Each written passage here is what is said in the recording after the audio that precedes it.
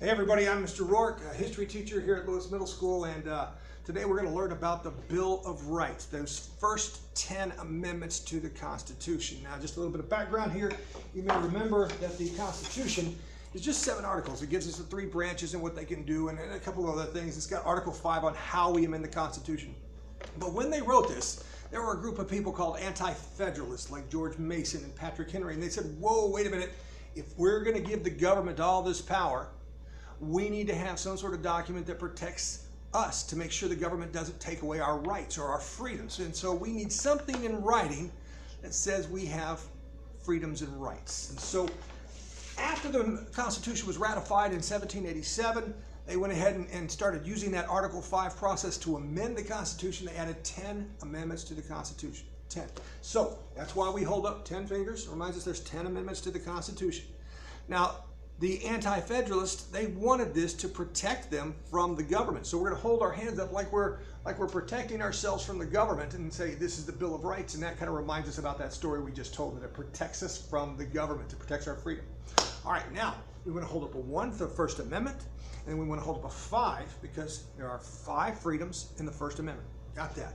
The very first one, we're going to point to the sky, and they said, you know what, we remember Roger Williams and Anne Hutchinson, we remember the Pilgrims. What did they all have in common? They came to America for religious freedom, so we wanted to protect that freedom in the Constitution and the Bill of Rights. So the very first freedom that you have protected is the freedom of religion, the right to choose whatever way you want to worship or choose not to worship if you want. Now the next freedom in the First Amendment, we're going to point to our mouth, and this is the right to free speech. The third one, we're going to take that finger again. This time we're going to make it a pen or a pencil, and we're writing down ideas. There you go. And you're able to write all those ideas down and publish those ideas because you have the right to freedom of the press, which is putting your ideas in print. So religion, free speech, and free press. Make sure you're doing these finger and hand signals along with me, because once you know them and once you know how to do them, it's going to be quite easy to remember the Bill of Rights, because you'll be able to kind of point to your mouth and you'll know all those type of things. So we've done 3 of the 5 freedoms in the First Amendment. The fourth one is going to be a petition. We're going to poke the government, and we're asking the government to make changes. So we might say we want to change the STAR test, and then we get everybody to sign the petition, hopefully voters, because we want people who vote and make changes. But we sign the petition, we give it to our government, and hopefully they change the law. But we have the right to petition our government. The last one, the 5th freedom in the First Amendment, is what we call the freedom of peaceful assembly. We have the right to gather together. It could be to discuss a book, it could be to watch a movie, it could be to organize politically, but we have the right to peacefully, everybody make your things, say, come here everybody, let's peacefully assemble. Now, a way to remember all these is through PRAPS, P-R-A-P-S, for press, religion, assembly, petition, and speech. And we start right there, and there, the speech, and press, and petition, and everybody gather together for a peaceful assembly. That's the First Amendment. The Second Amendment, we're going to take your thumb and your forefinger, we're going to make a gun, and we have the right to bear arms. That means we have the right to own weapons. We don't want to arm bears. Boom! We know that would be stupid. We do want to have the right to own a gun. That's the right to bear arms. Now the Third Amendment, if you take back to that time before the Revolutionary War, when King George III was putting soldiers in American homes, it's called quartering soldiers. Those people hated that. So when they finally got a chance to write a Bill of Rights, they wanted to make darn sure the government never did that again. So go ahead and hold up 3. Now make that thumb and forefinger into the size of about a quarter. And that reminds us, no quartering. And then we got 1, 2, 3's a crowd. So we're going to get those 3 out of here, no quartering soldiers in our private homes. Simple as that, right? All right, the Fourth Amendment. What you want to do is you want to hold up your 4. This doesn't work if you don't do it. Hold up your 4. Yeah, you too. Now, go ahead and make a fist and knock on the door. Knock, knock, knock, knock, knock, knock, knock. That's to remind us that police officers, sheriff's deputies, any kind of law officers, if they want to search your house, they have to have a reasonable cause, and in most cases, they have to swear out a warrant, a search warrant to do so. So knock on the door. They're knocking on the door. They're going to ask you for the permission to search your home. Remember, you've got to give them permission, or they got to have a reason or search warrant to search your home. This is your right to privacy. Recently, the Supreme Court, about 2 years ago, ruled completely unanimously, 9-0, that included your cell phone, that the cops can't search your phone without a warrant or a reason. Make sense? Your right to privacy. Okay, the Fifth Amendment, real important, because now we're starting to get into those what we call due process amendments, the amendments that are there to protect you if you're accused of a crime. So the Fifth Amendment says, if you're arrested, you have the right to remain silent. You do not have to testify against yourself. They can't make you confess. So you have the right, the Fifth Amendment, put it over your mouth, to remain silent. But there's another very important part here, because if they do accuse you of a crime, you get to see your accusers. You get to hear the evidence. You get to go through the legal system.